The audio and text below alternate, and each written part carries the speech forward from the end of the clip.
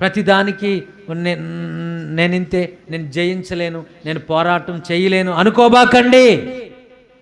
పోరాడండి. ఆమేన్.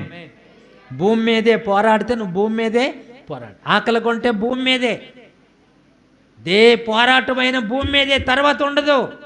నువ్వు చనిపోతే ఇంక ఈ పోరాటం ఉండదు. పోరాడకపోతే కిరీటము ఉండదు.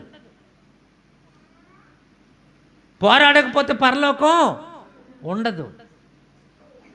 నువ్వు సాధారణంగా ఈ పోరాటాలు ఏమీ లేకుండా జీవించేద్దాం, చనిపోదాం, పాస్టర్ గారు ప్రార్థన చేస్తారు కాబట్టి పరలోకం ఎలాగో వెళ్తాను అనుకోబాకండి. అలా కుదరదు. క్రీస్తు న్యాయ వ్యవస్థ దానికి ఒప్పుకోదు.